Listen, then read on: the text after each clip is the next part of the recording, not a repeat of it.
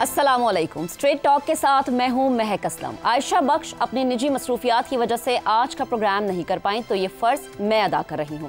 अपने पहले टॉपिक की तरफ बढ़ते हैं। सुप्रीम कोर्ट ने मखसूस नशस्तों के केस का तफसीली फैसला जारी कर दिया। फैसले में ये कहा गया है कि इलेक्शन कमीशन का 1 मार्च का फैसला आइन से मुतसादिम है। तफसीली फैसला 70 सफ़ात पर मुश्तमिल है, जिसे जस्टिस मंसूर अली शाह ने तहरीर किया। 6 मई को सुप्रीम कोर्ट ने 14 मार्च के पेशावर हाई कोर्ट और 1 मार्च के इलेक्शन कमीशन के मखसूस नशस्तों से महरूम करने के फैसले को मुअत्तल करते हुए मामला लार्जर बेंच को इरसाल कर दिया था। इलेक्शन कमीशन ने मखसूस नशस्तें अलॉट करने की सुन्नी इत्तेहाद काउंसिल की दरख्वास्त को मुस्तरद कर दिया था। 4-1 की अक्सरियत से इलेक्शन कमीशन ने कहा था कि सुन्नी इत्तेहाद काउंसिल को मखसूस नशस्तें अलॉट नहीं की जा सकती। ये मखसूस सीटें खाली नहीं रहेंगी, बल्कि मुतनासिब नुमाइंदगी के तरीके से सियासी जमातों में तकसीम की जाएंगी। इलेक्शन कमीशन ने तमाम खाली मखसूस नशस्तें मुस्लिम लीग नून, पीपल्स पार्टी, MQM पाकिस्तान और JUI को देने की दरख्वास्त मंजूर की थी। 4 मार्च को PTI ने मखसूस नशस्तें अलॉट न करने के इलेक्शन कमीशन के फैसले को गैर आइनी करार देते हुए सुप्रीम कोर्ट में चैलेंज करने का ऐलान किया था।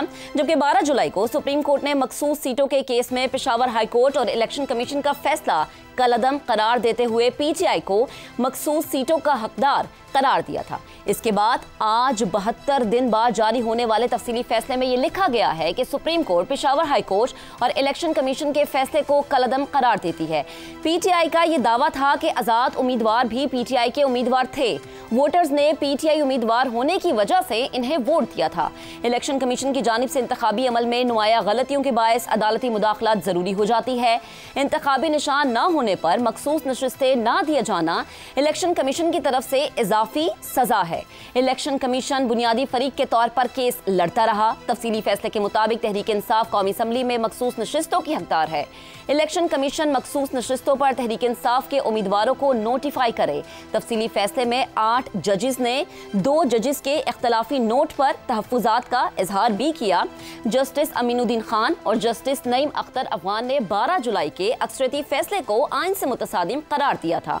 तफसीली फैसले में कहा गया है कि जिस अंदाज में 2 जजिस ने अक्सरियती फैसले पर इख्तलाफ का इजहार किया वो मुनासिब नहीं है। आज हमारे साथ पैनल में मौजूद होंगे हसन निसार साहब, इसके अलावा ज़ैगम खान साहब हमारा साथ देंगे, शहजाद चौधरी साहब भी हमारे साथ मौजूद होंगे और अबसार आलम साहब भी हमें ज्वाइन कर चुके हैं। सवाल कुछ इस तरह से है, वो रखते हैं आपके सामने कि मखसूस नशस्तों पर सुप्रीम कोर्ट का तफसीली फैसला, इलेक्शन कमीशन का फैसला आइन से मुतसादिम करार, PTI की नशस्तें नोटिफाई करने का हुक्म, सियासी और आइनी बहरान में कितनी कमी या कितनी शिद्दत आ सकती है। ज़ैगम खान साहब, सबसे पहले आपका कॉमेंट चाहेंगे। देखिए, अगर आप किसी थाने पर जाएं या किसी छोटे शहर की अदालत में जाएं तो आपको एक चीज़ का अंदाज़ा होगा, और वो ये चीज़ है कि वहाँ पे लोग इंसाफ लेने नहीं जाते, झगड़ा ख़त्म करने नहीं जाते, झगड़े को बढ़ाने के लिए पुलिस स्टेशन जाते हैं, अदालतों में जाते हैं, दूसरों को नीचा दिखाने जाते हैं। कितनी बदकिस्मती की बात है कि हमारे ताकतवर तरीन लोग, हमारी सियासी जमातें, हमारे इदारे पाकिस्तान की आला तरीन अदालत को इंसाफ लेने के लिए नहीं, झगड़ा ख़त्म करने के लिए नहीं, झगड़े बढ़ाने के लिए इस्तेमाल कर रहे हैं। जब आप रूल्स को मानेंगे ही नहीं तो फिर रेफरी क्या करेगा? रेफरी तो उस वक्त काम में आता है जब आप खेल के कवानीन को मानते हैं। जब आप the rules of the game पर ही इत्तफाक नहीं है आपका, तो रेफरी बेचारा क्या करेगा? झगड़ा तो बढ़ेगा। देखिए, अगर फैसले से झगड़ा खत्म होना होता तो फैसला तो 12 जुलाई को आ गया था जी। अहकामात तो उसमें मौजूद थे कि किसने क्या करना है। इलेक्शन कमीशन को वाज़ेह तौर पर बता दिया गया था कि आपने PTI को पार्टी भी मानना है और आपने उसके हिस्से की सीटें भी उसको देनी है। लेकिन इलेक्शन कमीशन ने क्या किया? पहले तो वो सो गया, फिर वो मासूमाना सवाल लेके अदालत में पहुंच गया। अदालत ने वजाहत की, फिर भी अमल नहीं किया, और दूसरी तरफ हुकूमत ने इलेक्शन एक्ट में तरमीम करके एक कानून पास करके सुप्रीम कोर्ट के फैसले का रास्ता रोकने की कोशिश की। स्पीकर साहब ने खत लिख दिया इलेक्शन कमीशन को कि अब तुमने सुप्रीम कोर्ट की बात नहीं माननी, अब तुमने हमारा जो इलेक्शन का जो तरमीमी एक्ट है इसके मुताबिक फैसला करना है। और ये सीटें किसी को नहीं मिलेंगी, ये माल गनीमत हम तकसीम करेंगे, अंदाज़ा लगाइए। और ये जो हमारा एक्ट है ये माजी से रूबाए अमल है। फिर आईनी तरमीम की भी तैयारियां चल रही थी। अब सूरत हाल हमारे यहाँ ये है, हमारे दोस्त बताते हैं, बाखबर सहाफ़ी बताते हैं, रोज़ बताते हैं कि हदफ तय हैं और वो हदफ हासिल किए जाएंगे। सही। आइन में क्या लिखा है, कानून में क्या लिखा है, ये मैटर नहीं करता। लेकिन बदकिस्मती की बात क्या है? बदकिस्मती की बात यह है कि आज का ये फैसला 70 सफ़े पढ़कर देखिए, ये फैसला पाकिस्तान की सियासी जमातों के हक में फैसला है। इसमें जो तशरीहात की गई आर्टिकल 172 की मिसाल पे तौर पर जो तशरीह है वो सियासी जमातों को मजबूत बनाती है, महफूज बनाती है, दाएं बाएं से कोई सुरंग बना के उनके हक छीनने से उनको बचाती है। जिस तरीके से इन्होंने किया था कि सिर्फ सिंबल छीना और उसकी आड़ में तमाम आईनी हकूक छीन लिए। सही। ये एक पार्टी के साथ तो हो गया, क्या यहां गेम खत्म हो गई? क्या आज यहां तारीख खत्म हो गई? या तारीख का सफर आगे भी चलेगा? क्या सिर्फ एक ही सियासी जमात है यहां, क्या दूसरी सियासी जमातें भी आएंगी? क्या यह पहली जमात है जिसकी गर्दन बेलने में आई है, या यह आखिरी जमात है जिसकी गर्दन बेलने में आई है? जो बेलने पर चढ़े हुए हैं क्या उनकी गर्दन नहीं आएगी? मैं आपको छोटी सी मिसाल देता हूं। मियां नवाज शरीफ को जब निकाला गया तो ये पीटीआई थी, इमरान खान थे और जरदारी साहब थे जो मिलकर पहुंचे थे कि जनाब आप जो है इनको बरतरफ कर दें पार्टी के सरबराह के ओहदे से भी। ये कैसी तशरीह थी, कोई ताल्लुक ही नहीं था दो बातों का, लेकिन साकिब निसार ने कर दिया। और फिर क्या हुआ? आज इमरान खान भी अपनी पार्टी के सरबराह नहीं है, नहीं रह सकते उस तशरीह से जो वो खुद लेकर आए थे। और आज जो ये लेकर करे हैं, ये जो काम कर रहे हैं, ये जो तरमीमें कर रहे हैं, ये वो बेलना तैयार कर रहे हैं जिसमें इनकी अपनी गर्दन आएगी। सही। दूसरी तरफ ये जो आज फैसला है, जरा तफसील से पढ़ के देखिए। जो अवाम का हक है, जी, जो वोटर का हक है, जो अवाम का हक के हाकमियत है, जी, उसको मजबूत बनाता है, उसको डिफाइन करता है। सही। तो अगर इस पर अमल दरामद नहीं होता, जी, तो ये बिल्कुल वही काम कर रहे हैं होंगे जो उन्होंने पहले किया था, और उससे कई गुना 10-20 गुना बड़ा। यानी ज़ैगम साहब हम ये कह सकते हैं कि पहले भी गोल सेट था, जो अभी आपने साकिब निसार साहब की मिसाल दी, और अब भी गोल सेट है और गोल ही अचीव करना है, चाहे फैसला कुछ भी हो जाए। साथ रहेगा हसन निसार साहब, आपकी जानी बातें। फैसले में 2 जजेस के इख्तलाफी नोट पर तहफ़्फ़ुज़ात का इजहार हुआ है। जजेस के आईनी और कानूनी मामलात पर सोच का नुक्ता नज़र अब सब पर वाज़ेह है। क्या आज के तफसीली फैसले के बाद तकसीम मज़ीद गहरी हो सकती है? देखें, पहली बात तो ये है कि ज़ैगम साहब के जवाब की समरी जब ये बात कर रहे थे तो मेरे जहन में वो एक मुहावरा है कि बंदरों के हाथों में जब उस्तरे आ जाएं तो यही कुछ होता है। सवाल आपका बहुत मुख्तसर है कि सियासी और आईनी बहरान में कमी या शिद्दत। तो बीबी हर हवाले से अपने प्यारे इस्लामी जमहूरिया पाकिस्तान में 2 लफ्ज़ों में बात ख़त्म होती है। हर शर में शिद्दत, हर खैर में कमी। बस, I have answered your question. सही, आप आगे चलें। ठीक है, ठीक है। अब सार साहब आपकी तरफ आते हैं। इलेक्शन कमीशन ही नहीं बल्कि हमने देखा कि हुकूमत भी इस चीज़ पर डटी हुई है कि पीटीआई को मखसूस नशिस्तों से महरूम करना है। इलेक्शन एक्ट में तरमीम और फिर स्पीकर का ख़त। हुकूमत के लिए आज का जो तफसीली फैसला है उसको डाइजेस्ट करना, उसको बर्दाश्त करना क्या मुमकिन हो पाएगा? नहीं, मेरा नहीं ख्याल है कि जैसे आपने जिक्र किया है, बड़ी तफसील से पहले भी जिक्र किया आपने अपने इंट्रो में भी, और अभी बहुत सारे एवेन्यूज़ ऐसे हैं जो हुकूमत इस्तेमाल करेगी। एक्ट ऑफ पार्लियामेंट आपने बताया कि वो ले आए हैं। उसके अलावा रिव्यू पिटिशन की अभी बारी आनी है जी। तो मेरा नहीं ख्याल कि हुकूमत ने ये फ़ैसला अगर कबूल करना होता तो ये सारे काम करती जो हुकूमत ने किए हैं इतने अरसे से। वो फ़ैसले को हाई कोर्ट के फैसले के बाद देखें, ये फैसला तो काफ़ी अरसे से ये केस चल रहा है, 2.5 महीने तो जी। इसके फैसले का इंतज़ार करते हुए हो गए, उन्होंने उस पर अमल नहीं किया। बल्कि स्पीकर कौमी असम्बली ने तो जो ख़त जारी किया है उसमें तो उन्होंने पीटीआई को पार्लियामेंट में कोई नशिस्त दी ही नहीं है जी। तो हुकूमत के इरादे, पार्लियामेंट के इरादे तो वाज़ेह हैं। और आपका जो सवाल है ये कि ये इख्तिलाफात बढ़े हैं या टेंशन बढ़ गई, तो मेरा ये ख्याल है कि ये बात ठीक है। इख्तिलाफात बढ़ गए हैं, टेंशन बढ़ गई है पार्लियामेंट और सुप्रीम कोर्ट के दरमियान, और ये अभी चलेगी।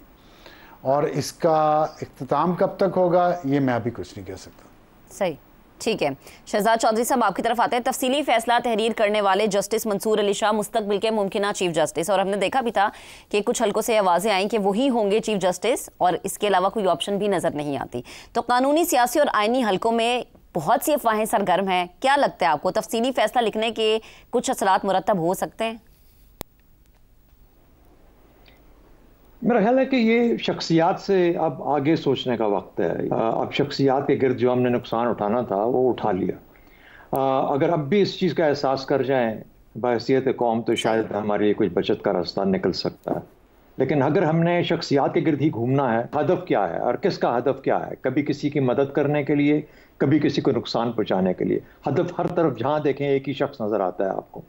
तो हमें बहैसियत कौम भी और अपनी सोच के हिसाब से भी थोड़ा सा ज़रा हटना पड़ेगा, ऊपर देखना पड़ेगा। देखिए, इस वक्त जो बहरान है वो सिर्फ सियासी नहीं है। सियासी बहरान तो सियासी जमातें आपस में हल कर लेती हैं ना। कोई ऐसा बहरान तो है भी नहीं। एक ऑपोजिशन है, एक पार्टी इन पावर है, पार्लियामेंट एग्जिस्ट करती है। ये आपस के और समझदार लोग हैं, आपस में मिलके बैठ के मामलात को तय करना है और आगे लेके चलना है मुल्क को। अगर वो करना चाहें तो सब इकट्ठे बैठे होते हैं, कर सकते हैं ये काम। अगर उसके अंदर पीटीआई का अपना रोल है, वो करना चाहे तो वो भी कर सकती है। आईनी बहरान इस तरीके से है कि हमारे यहाँ आइन बहुत मर्तबा हेल्ड इन अबेयंस हुआ, एब्रोगेट कर दिया गया, उसके बावजूद पाकिस्तान कायम रहा। हम कोई ना कोई निज़ाम एक ले आते हैं जिसके तहत हम ये निज़ाम चलाते रहते हैं, जो भी निज़ाम हमारी मर्जी और मंशा का होता है। सही। क्या हम आज भी उसी किस्म की एक दरमियानी सी कैफियत के अंदर हैं? ये सवाल हमें पूछना चाहिए अपने आप से ज़रूर। और साथ ही साथ जो खतरनाक बात है वो ये है कि जहां पर इदारे एक दूसरे के खिलाफ खड़े हो गए, हम ये महसूस नहीं कर रहे कि इमरान खान का क्या होगा, या हुकूमत रहेगी, या ये फलाना चीफ जस्टिस बनेगा, आईनी कोर्ट बनेगा कि नहीं बनेगा। मेरा बड़ा जो मसला इस वक्त सबसे बड़ा है वो ये है कि तमाम इदारे एक दूसरे के खिलाफ खड़े हो गए। ये कहां तक बात जाएगी? तो जहां इंसाफ का निज़ाम ना हो, जहां जमहूरियत की शक्ल तब्दील हो जाए, नाम रह जाए सिर्फ, असल में जमहूरियत ना हो, जहाँ जमहूरियत और इंसाफ ना हो, तो मुआशरे किस तरीके से कायम रहते हैं? वो निज़ाम जो आप लेके चलना चाह रहे थे वो तो अपनी तौर पे एग्जिस्ट नहीं करता। क्या फिर इसका हल यही है कि हम सब मान जाएं कि ये जो वक्त है ये मुख्तलिफ किस्म का वक्त, ये एक मुख्तलिफ दौर है, इस मुख्तलिफ दौर के मुख्तलिफ तकाजे हैं, उन मुख्तलिफ तकाजों के लिए सबको ठंडा सांस लेके 5 कदम पीछे हटना पड़ेगा, 2 कदम नहीं, और चलने दें इस चीज को जो चल रही है। ये तो पता है कि इमरान खान भी नहीं आ सकता, तो जब ये पता है कि ऑपोजिशन ने ऑपोजिशन ही रहना है, गवर्नमेंट इन पावर ने गवर्नमेंट इन पावर ही रहना है जी, तो 2 साल 3 साल जब तक ये कुछ कर सकते हैं, लेके चल सकते हैं। ऐसी बात है कि पीटीआई जलसा करना चाहती थी, मिसाल के तौर पे दीवार खड़ी कर लेती पंजाब गवर्नमेंट, तो हम इम्तिहान में कैसे देख सकते थे पीटीआई को कि ये लाहौर में जलसा कर सकती है कि नहीं कर सकती। हाँ। तो वही बात है कि ये हुकूमत काम करना चाह रही है, देख करने तो दें उसको। ये कुछ लोग इस तरीके से लेके चलना चाह रहे हैं ना, इसीलिए ये निज़ाम इस तरह का बन गया। तो मेरा ख्याल है कि थोड़ी सी जरा और गहरी और बड़ी सोच का तकाजा कर रहा है वक्त, नहीं तो हम सब तबाही के रास्ते पे हैं। आइन की आप बात करते हो, सियासत की बात करते हो, ये सब पीछे रह जाएगा, जो तबाही सिर्फ सामने नजर आएगी हमें। सही। यानी शहजाद साहब आप ये कह रहे हैं कि स्पेस देनी चाहिए, अगर वो कुछ करना चाह रहे हैं या काम कोई अच्छा काम भी हुकूमत अवाम के लिए कुछ अच्छा सोचना चाह रही है तो सोचने देना चाहिए, कोई वक्त या मौका तो मिलना चाहिए गवर्नमेंट को। हसन निसार साहब आपकी जानिब वापस आती हूँ। ज़ैगम साहब ने अपनी बात में एक चीज़ कही थी कि हर किसी ने गोल सेट किया हुआ है, वो चाहे साकिब निसार साहब का वक्त है या अभी वाला वक्त है, हर किसी का गोल सेट है, क्या कानून कहता है ये इट डजंट मैटर। तो जब बात करते हैं चार्टर ऑफ डेमोक्रेसी की, जमहूरियत का राग लाते हैं, बात करते हैं जमहूरी उसूलों की, तो वो तो फिर कहीं एग्जिस्ट ही नहीं करते। जब गोल सेट हैं तो फिर क्या जमहूरियत और क्या उसूल? मैं तो बिलीव ही नहीं करता जमहूरियत। हम तो फैशन ज़दा लोग हैं, बात करते हैं पाकिस्तान की डेमोक्रेसी, मुझे तो एक दिन दिखाई नहीं दी। अब मेरी ओपिनियन ये 34-35 साल से 12-14 मजमूए हैं मेरे कॉलम्स के, इसी बुनियादी ख्याल के गिर्द घूमता है। बेशुमार चीज़ें, हम तो जिस दीन की बात करते हैं उनको मानते ज़रूर हैं, उनकी बातें नहीं मानते। हमारी तो दुनिया ही और है। डेमोक्रेसी फैशन है, बोले जा रहे हैं बस, चूँकि वो फेक किस्म के इलेक्शंस भी होते हैं, वोटर भी आता है, ये भी होता है, वो भी होता है, कुछ भी नहीं है, सही फेक होता है सारा कुछ। सही। एक दफ़ा ठीक हुआ था, हाँ। मुल्क गलत हो गया, जोग्राफिया मिट गया उसका। तो हसन साहब दोबारा ठीक होने की कोई उम्मीद नजर नहीं आ रही? No, I don't think. सही है, ठीक है। अफसार साहब आपकी तरफ वापस आती हूँ। अब से कुछ देर पहले वज़ीर क़ानून आज़म नज़ीर तारड़ गुफ्तगू कर रहे थे। उन्होंने कहा कि जो ये 70 सफ़ात का फैसला, इसमें बहुत सारी चीज़ें ऐसी हैं जिनके सवालात, कुछ सवाल ऐसे जिनके जवाबात मिलने अभी बाकी हैं, कुछ फैसले ऐसे हैं जिन पे सवाल हो सकते हैं। आपको लगता है कि अभी भी कुछ बाकी रह गया है? ये गवर्नमेंट को लगता है कि इसमें कुछ चीज़ ऐसी है जिसमें अभी किसी की तशरीह बाकी है या किसी की डिटेल सामने आने बाकी है? देखिए, आज इलेक्शन कमीशन का भी एक इजलास हुआ है और इलेक्शन कमीशन ने कोई फैसला नहीं किया आज जी, 5वां इजलास। और बैरिस्टर गौहर ने, जो पीटीआई के जो चेयरमैन हैं, उन्होंने भी कहा है कि इलेक्शन कमीशन को कहा है कि आप नोटिफिकेशन जारी करें पीटीआई के एमएनएस के। अब प्रॉब्लम ये है कि पेशावर हाई कोर्ट में जो एप्लीकेशन गई थी वो सुन्नी इत्तेहाद कौंसिल की गई थी कि ये जो रिजर्व सीटें सुन्नी इत्तेहाद कौंसिल की हैं ये नहीं हैं, और फैसला ज़ाहिर है उनके हक़ में नहीं आया। वहाँ से वो सुप्रीम कोर्ट में गए, सुप्रीम कोर्ट ने फैसला कर दिया पीटीआई के हक़ में, सुन्नी इत्तेहाद कौंसिल के हक़ में नहीं किया, हालांकि आर्गूमेंट्स वहाँ पे वही हो रहे थे। अब जो इलेक्शन कमीशन है वो ये क्लेम कर रहा है कि वो भी तो एक आईनी इदारा है, वो इस पर नोटिफिकेशन जारी करे या ना करे। तो एक देखिए कश्मकश जो जारी है ना, मैं आपको पहले ही बता चुका हूँ, वो पार्लियामेंट और अदलिया के दरमियान है। उसमें हुकूमत तो, मेरा नहीं ख्याल हुकूमत का कोई ख़ास रोल है सिवाय इसके कि वो they look busy doing nothing वाला हिसाब है उनका। तो वो पार्लियामेंट और अदलिया की जो लड़ाई है वो अभी चलेगी। इसमें अभी आप समझ रही हैं अगर कि सॉल्यूशन आ गया है और अभी आगे बढ़ जाएंगे तो अभी आगे नहीं बढ़ा जाएगा, अभी हम इसमें फंसे रहेंगे। सही, ठीक है। ज़ैगब साहब आपकी तरफ आती हूँ। ये जो 70 सफ़ात का फैसला था, इसमें ये लिखा गया कि इलेक्शन कमीशन बुनियादी फरीक के तौर पर केस लड़ता रहा अगेंस्ट पीटीआई। ये क्या ठीक लगता है आपको? दोबारा बताइएगा आखिरी बात। जी, मैं ये पूछना चाह रही हूँ कि इलेक्शन कमीशन बुनियादी फरीक के तौर पर केस लड़ता रहा, ये इस फैसले में लिखा गया जो जस्टिस मंसूर अली शाह ने तहरीर किया, 70 सफ़ात का फैसला अगेंस्ट पीटीआई के एक पार्टी के तौर पर जो है इलेक्शन कमीशन ने ये केस लड़ा। आपको ये ठीक लगता है? वाकई ऐसा था? जी, इसमें तो मेरे ख्याल में कोई शक ही नहीं है कि इलेक्शन कमीशन इस तमाम मामले में पार्टी बना रहा है और उसने कानून की, आइन की उस तरह से तशरीह की है जिस तरीके से वो एक पार्टी को ज़्यादा से ज़्यादा जिच कर सके, उसका रास्ता रोक सके और उसको उसके हकूक़ देने बंद कर सके। इसका तो बड़ी तफसील से बताया गया कि किस तरीके से इलेक्शन कमीशन ने किया। मिसाल के तौर पर यह बताया गया है कि जब कोई पार्टी से एफिलिएशन का सर्टिफिकेट लेकर आता है तो आप रोक नहीं सकते इस वजह से कि उस पार्टी के पास सिंबल नहीं है, लेकिन इन्होंने वो किया। इसके अलावा बेशुमार काम किए। सिर्फ मुझे एक ऐड करने दीजिए, अफसार साहब ने कहा कि पार्लियामेंट और अदलिया की लड़ाई है। हाँ। तो पार्लियामेंट तो मुझे कहीं नजर नहीं आती, इसमें पार्लियामेंट का इस्तेमाल जरूर नजर आता है। मिसाल के तौर पर इस लड़ाई में जो आईनी तरमीम होनी थी उसका पार्लियामेंट को कितना पता था, पार्लियामेंट की किस कमेटी को पता था, किस मेंबर को पता था। एक रबड़ स्टैंप पार्लियामेंट की तरह वो बैठे हुए इंतजार कर रहे थे कि हुकूमत बिल लाएगी और उस पर ठप्पा लगा देंगे। पार्लियामेंट को हमारी सियासी जमातों ने जिस तरह से मजदूद किया है, ये एग्जीक्यूटिव का, इंतजामिया का और अदलिया का मामला है। और इंतजामिया ने यह फैसला किया है कि अदलिया को अपने मातहत कर देना है। आखिरी बात मुझे कहने दीजिए, देखिए जब सुप्रीम कोर्ट कोई फैसला देती है तो उसको सुप्रीम कोर्ट सिर्फ रोक सकती है, कोई दूसरी बॉडी नहीं रोक सकती।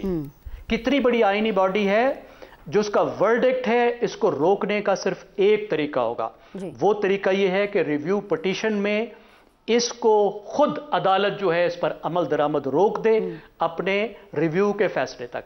इसके अलावा जो भी होगा वो इन सबऑर्डिनेशन होगी कोर्ट की, नाफरमानी होगी सुप्रीम कोर्ट ऑफ पाकिस्तान की और पूरे निजाम को उल्टाना होगा। सही, ठीक है शहजाद साहब, पार्लियामेंट भी काबिल एहतराम, अदलिया भी हमारे लिए काबिल एहतराम है। कहिएगा, अगर ये रिफ्ट अदलिया और पार्लियामेंट में चलती रहेगी तो अवाम के तो बहुत सारे मसाइल हैं, महंगाई है, बेरोजगारी है, फिर कभी हमारी मैशत संभल जाती है, कभी लड़खड़ा जाती है, तो ये मसले फिर कौन देखेगा? इनको डिस्कस कहाँ किया जाएगा? नहीं, इससे नहीं। देखिए पार्लियामेंट क्या है, इज्तिमाई ज़मीर है ना, इस कौम का इज्तिमाई ज़मीर है पार्लियामेंट। कलेक्टिव विजडम, हमारे मुस्तकबिल का कलेक्टिव विजडम इज्तिमाई ज़मीर फैसला करता है जी। तो मुस्तकबिल क्या है, यहाँ पर एक आज आया ना, मिसाल के तौर पे आपका एक ये डिटेल जजमेंट आ गई कि उससे पहले ये जो 12 तारीख की जजमेंट थी, उसको काउंटरवेल कैसे किया, उसका कैसे मुकाबला किया। इधर से एक नया कानून पास हो गया, उधर से उन्होंने कहा कि अच्छा तुमने वो देनी है, सीटें देनी है उनको, मखसूस नशिस्तें जो है इलेक्शन कमीशन को, इधर से एक उसके अंदर एक बिल ऐड हो गया, एक ऑर्डिनेंस के थ्रू आपने चेंज कर, यानी वहां पे उधर से एक कदम उठता है, यहां से पार्लियामेंट हमारी उसके जवाब में एक नया कानून। तो जो आइन और कानून का तहफ़्फ़ुज़ था, वो जो आइन और कानून का तकद्दुस था, जो कि इस पार्लियामेंट की बुनियादी की जिम्मेदारी थी, उसको तो ये खुद पामाल करती है, रोज तहस नहस करती है। तो इनका अपना ज़मीर नहीं है, इज्तिमाई ज़मीर तो हो ही नहीं सकता। अगर ज़मीर होगा तो फिर इज्तिमाई ज़मीर होगा ना। मेरा अपना ख्याल ये है, तमाम लोगों में ये नहीं है कि काबिलियत नहीं है, जी जी, थोड़ा सा हौसला करें, ये एक दूसरे की नफरत के अंदर उस हद तक न चले जाएं कि जहां पर इस कौम की और इस रियासत की चूल्हें हिल चुकी हैं, अब उसे खुदा न खास्ता वो फ्रेगमेंटेशन ना शुरू हो जाए। सही, ठीक है शहजाद साहब, कमेंट आपका आ गया। तो आइन, अदलिया, पार्लियामेंट, हर इदारा हमारे काबिल एहतराम है, लेकिन जो पार्टीज़ बैठी हुई हैं जो कि बरसर इक़्तिदार में हमें नजर आती है, उन्हें अवामी मसाइल का भी एहतराम करना चाहिए, क्योंकि वही जवाबदेह हैं, वोट उन्हीं को ही दिया गया है। ब्रेक लेते हैं, ब्रेक के बाद दोबारा हाजिर होंगे। Stay with us. Welcome back once again. बात करेंगे तहरीक इंसाफ के उस जलसे की जो कि लाहौर के इलाके कहना में सजाया गया था। तहरीक इंसाफ ने 21 सितंबर को कहना लाहौर में जलसे का इनेकाद किया। जलसे में रुकावटें खड़ी करने के हवाले से मुतज़ाद दावे ही सामने आ रहे हैं। हुकूमती दावा है कि तमाम रास्ते खुले थे, मगर PTI के लीडर्स का मौक़िफ़ है कि हुकूमत ने भरपूर रुकावटें खड़ी की। लाहौर जलसे से PTI chairman barrister Gohar Khan, secretary general Salman Akram Raja और लतीफ़ खोसा समेत दीगर PTI रहनुमाओं ने खिताबात किए। ताहम 8 सितंबर को इस्लामाबाद जलसे के बाद 21 सितंबर के जलसे में अली अमीन गंडापुर के खिताब पर ही सबकी नजरें लगी हुई थी। अली अमीन गंडापुर ने 8 सितंबर संगजानी जलसे में जो जुबान इस्तेमाल की, इसके बाद वो कई घंटों के लिए गुमशुदा रहे थे। अब ये देखा जाना था कि वो लाहौर जलसे में किस तरह की जुबान इस्तेमाल करते हैं, लेकिन अली अमीन गंडापुर मुकर्ररा वक्त में जलसे पे नहीं पहुंच सके और ना ही खिताब कर सके। अली अमीन गंडापुर पेशावर से बजरिया मोटरवे लाहौर के लिए रवाना हुए थे। वजीर आला खैबर पख्तूनख्वा जलसागाह पहुंचे तो जलसागाह तकरीबन खाली हो चुकी थी। वहां मौजूद कारकुनान से गुफ्तगू में कहा कि रास्ते बंद होने के बावजूद उन्होंने जलसागाह में हाजिरी दी, उनका सलाम कबूल करें। अली अमीन गंडापुर ने कहा कि उन्होंने यहाँ खिताब करना था, लाहौरियों से मिलना था, लेकिन ऐसा नहीं हो सका। इसके बाद अली अमीन गंडापुर का एक वीडियो बयान हमारे सामने आता है, जिसमें उन्होंने ये कहा कि 29 सितंबर मियावाली में अजीमुल शान जलसा होगा। पूरी कौम बानी PTI इमरान खान की तहरीक का हिस्सा है। इमरान खान को गैर कानूनी तौर पर जेल में डाला गया। मुआफियाँ शुआफियाँ सब भूल जाएं, बानी PTI के साथ खड़े थे, खड़े हैं और खड़े रहेंगे। मगर आज ही बानी PTI ने कहा कि जलसा मियावाली में नहीं बल्कि रावलपिंडी में होगा। भले ही वीडियो पैगाम में अली अमीन गंडापुर ने कदरे सख्त मौक़िफ़ लिया था, मगर उनके लाहौर जलसे में ताख़ीर से पहुँचने और खिताब ना करने से कई तरह के सवालात जन्म ले रहे हैं।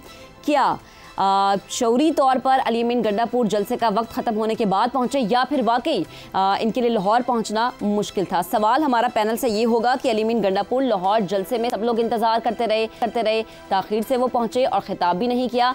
8 सितंबर के जलसे की तलाफ़ी है या फिर कुछ और है? हसन निसार साहब। देखें, मैं आई वॉज अ टीनेजर जब मैंने एक फ़िल्म देखी, बड़ी शोहरत थी उसकी, उसका हॉलीवुड की थी, उसका नाम था किस किस बैंग बैंग। ओके। तो उस ज़माने में टांगास के ऊपर वो बड़े बड़े बोर्ड्स बना के लगाया करते थे उसको पब्लिसाइज करने के लिए। 50 साल पुरानी, 60 साल पुरानी बात कर जी।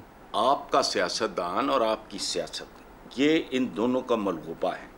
सो गंडासेबाजी पंजाबी फिल्मों में चलती है, उसके बाद ज़रा मुश्किल हो जाता है थोड़ा सा काम, और अल्टीमेटली वो खा भी जाती है फिल्मों को जी। पाकिस्तानी सिनेमा का पीक था गंडासे पे हुआ, उसके बाद इंडस्ट्री तबाह हो गई और पूरे माशरे में वो गंडासा फैल गया। इसलिए ये नॉर्मल बात है। पैर भी फट दे। और नवाज शरीफ के बारे में कहा था पीर बगड़ा मरहूम ने, जो बड़े वाले थे जी जी, कि ये तगड़े हों तो गिरेबान पकड़ते हैं, माड़े पड़ जाएं तो पाँव पकड़ते हैं। बस this is what our politics is, और क्या है।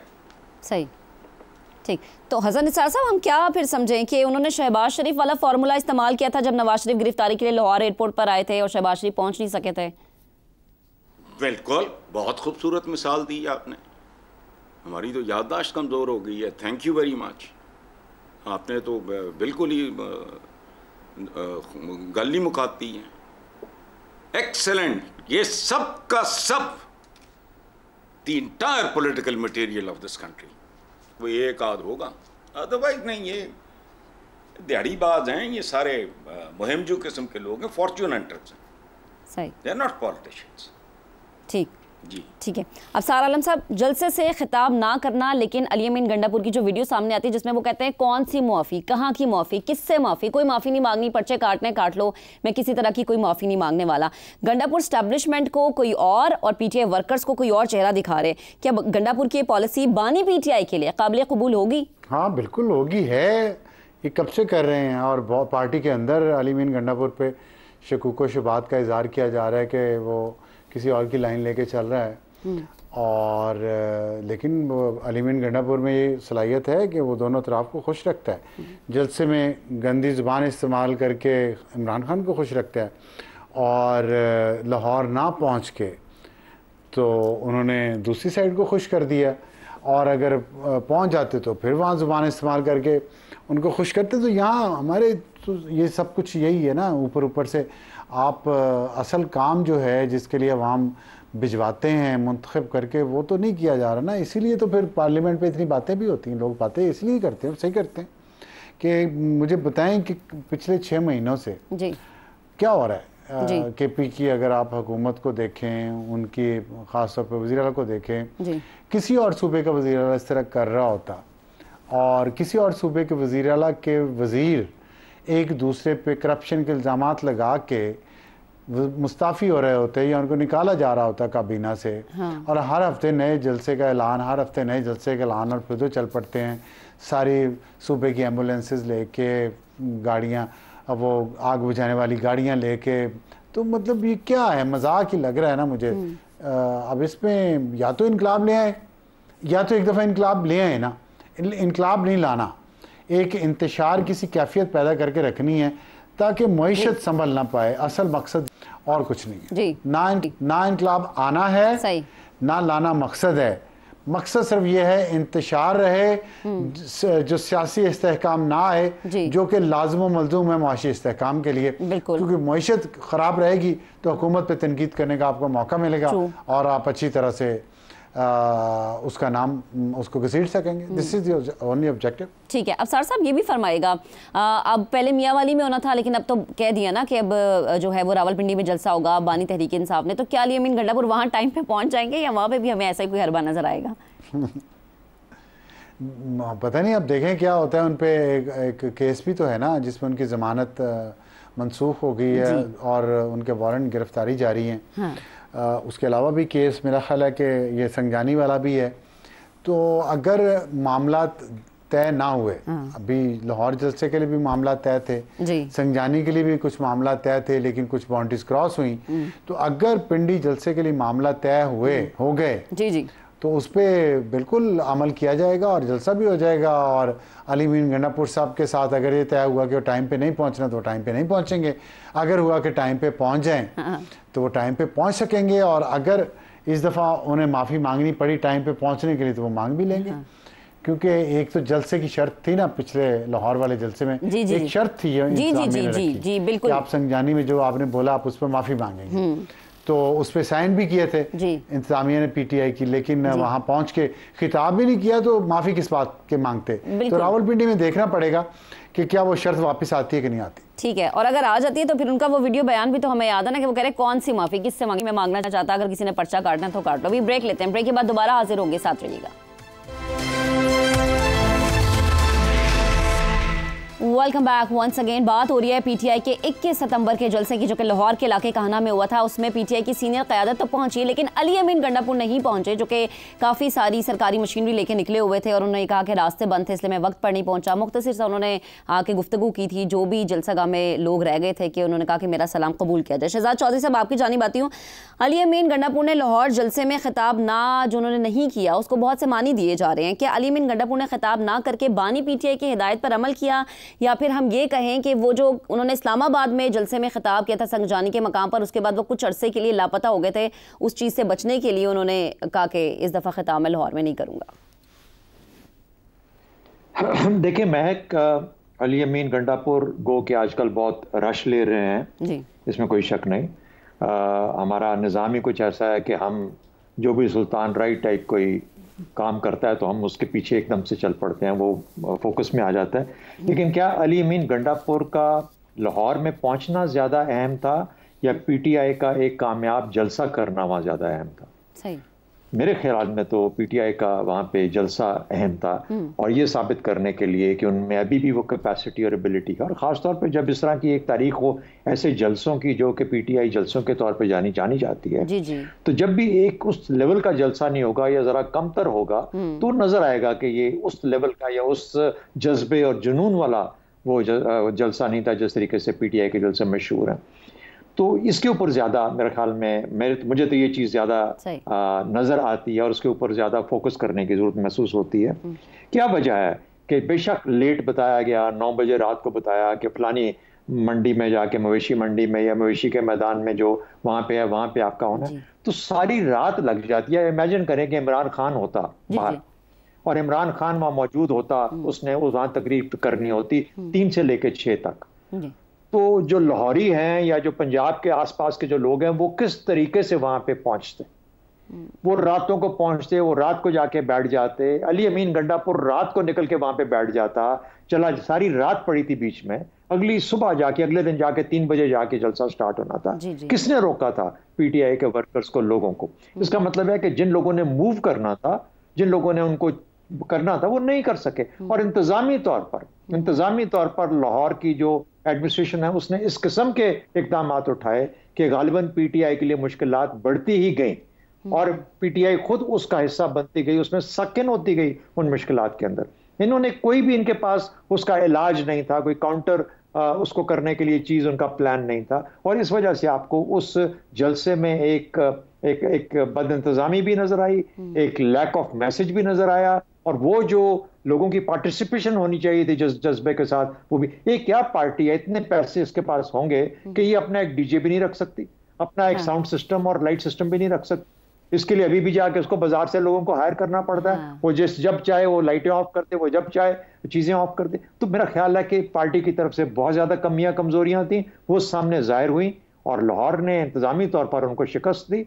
इस पार्टी को मेरे हिसाब से, कुछ लोग कहेंगे कि उनका जमा हो जाना भी बड़ी जीत थी, जी जी, मेरे हिसाब से ऐसी बात नहीं थी। इनको जो कुछ कर सकते थे उन्होंने वो नहीं किया, और उसके अंदर जो उनकी सेकंड या थर्ड टियर लीडरशिप है, लाहौर में खुद बड़ी फ्रेगमेंटेड है ना पीटीआई, वहां पर इस वक्त कोई खास, कोई फोकस्ड लीडरशिप एग्जिस्ट नहीं करती। तो ये कमजोरियां सामने नजर आई।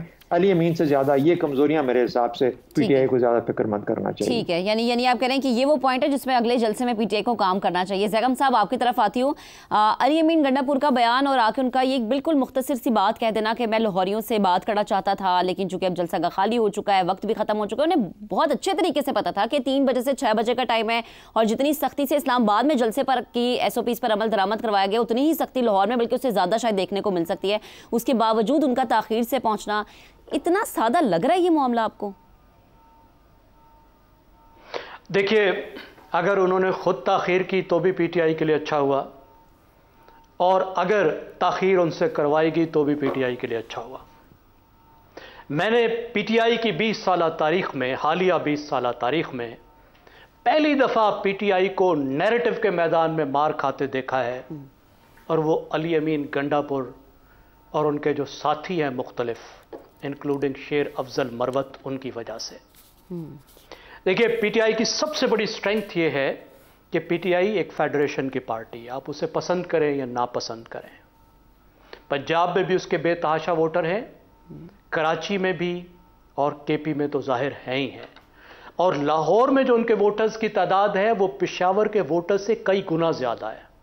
पंजाब में जो उनके वोटर्स की तादाद है वो खैबर पख्तूनख्वा के वोटर्स से कई गुना ज़्यादा है। लेकिन लाहौर के जलसे की उन्होंने फ्रेमिंग किस तरह की जी, मैं नैरेटिव की बात कर रहा हूं, फ्रेमिंग मैं इसलिए यूज कर रहा हूं कि नैरेटिव की जो साइंस है वो फ्रेमिंग थ्योरी है। किस तरीके से उन्होंने बनाया, उन्होंने इस तरह बनाया कि लाहौर का जो जलसा है वो केपी वाले लोग आके करेंगे, और केपी वाले कैसे आके करेंगे? पठान आके हमला आवर होंगे, बारात लेकर आएंगे। भाई, वहां तो तुमसे ज्यादा बैठे हैं पीटीआई के वोटर, तुम यहां से हमला आवर होगे।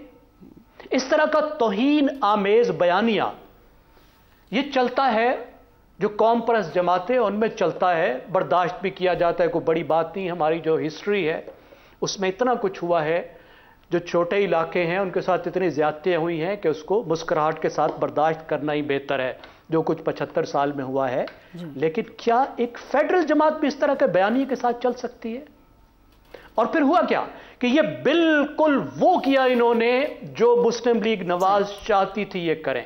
सही, क्योंकि मुस्लिम लीग नवाज की मुसलसल कोशिश ये है कि पीटीआई को केपी तक महदूद किया जाए, उसको जोड़ दिया जाए केपी के साथ, पख्तून शनाख्त के साथ, और ये वो हजरात हैं जो करने लगे हैं, जिससे ये पीटीआई को भी नुकसान पहुंचा रहे हैं और पंजाब में जो अपनी रूट्स हैं उनको भी नुकसान पहुंचा रहे हैं।